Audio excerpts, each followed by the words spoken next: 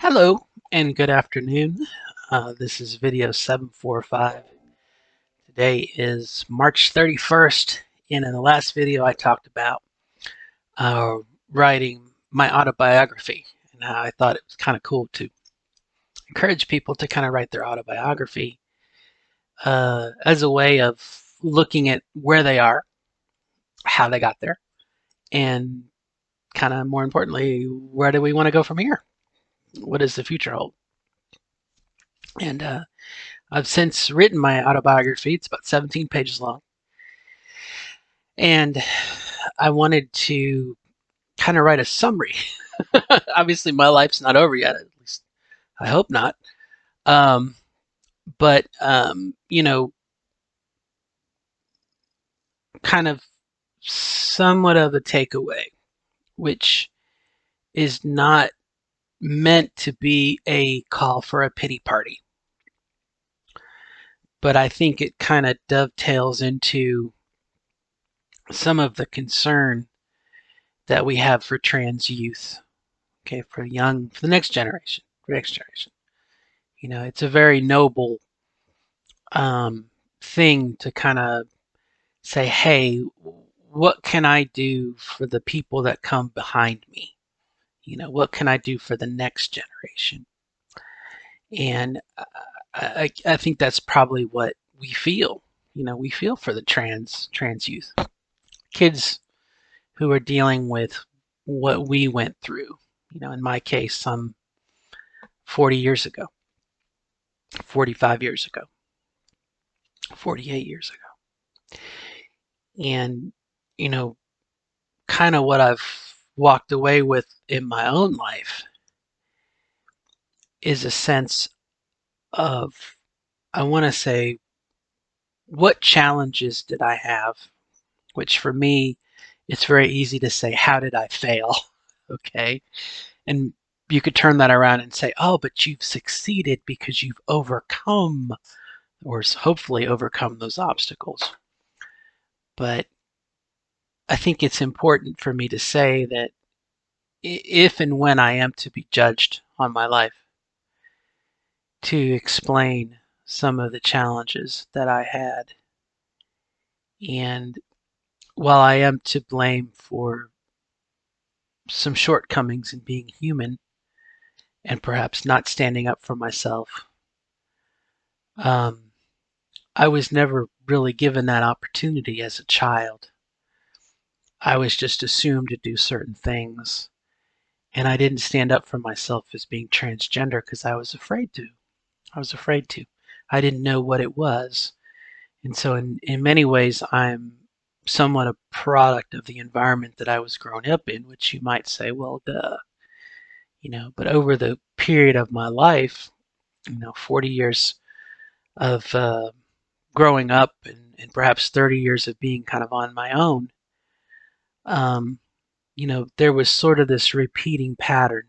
You know, I'm transgender, I need to transition. Well, now is not the right time. Okay, well, what do I do in the meantime? What do I do to survive? Okay, well, I'm going to do this, and maybe a career change or a path or whatnot that would come to the same conclusion. You know, this is not you. This is not your authentic self. Is it time? I want to transition. Okay, I can't at this time. Society's not ready. I'm not ready. Then what do we do to survive until the next opportunity?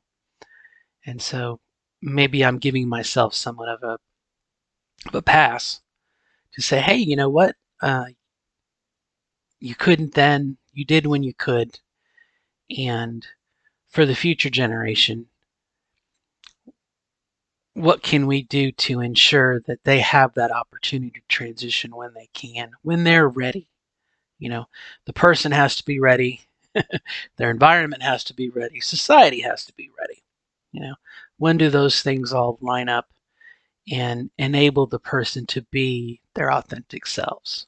You know, um, and obviously beyond that, there's going to be some external factors, part of that environment.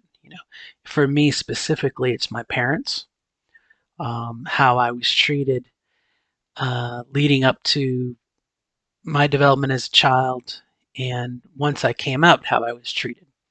Those are some factors that also need to take into account. But I think that the takeaway again is that I did the best I could with what I had at the time. And kind of where I'm at now is in the same place. I'm doing the best I can with what I have at this time. You know, definitely someone who is much younger and has the ability to transition um, is going to have better results physically, maybe mentally. Again, we just, wherever we are in our life, when we have the ability to do it, we're sort of stuck with, I got to make the best with what I have. And I just wanted to kind of share that. And, it's probably a well, duh situation. Well, of course.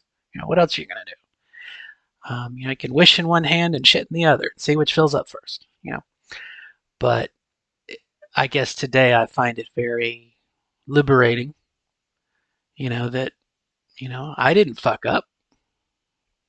It was the world, right? I can blame someone else. But no, I did the best I could with what I have. And that's very similar to being a parent. And I can tell you firsthand from being a parent, you do the best you can with what you have. You do the best you can, the best intention, you do the best you can. And you hope that it's easier for the next generation. I hope my daughter has it much easier in her life and take the things that I've learned and hopefully give her a better opportunity, a better probability of success in her life. So, on that note, I will sign off and wish you the same. I wish you the best of luck, as always, in becoming your authentic self as you define it. And we'll see what the future holds. It's a new opportunity, it's a new day. In our situation, it's a new month pretty soon. It's going to be spring. Um, I wish the best of luck for you going forward. Okay? Give yourself credit for how far you've come and acknowledge that you might have some things you want to work on, some changes. Okay? That's life, living. Till next time, good luck. Bye bye.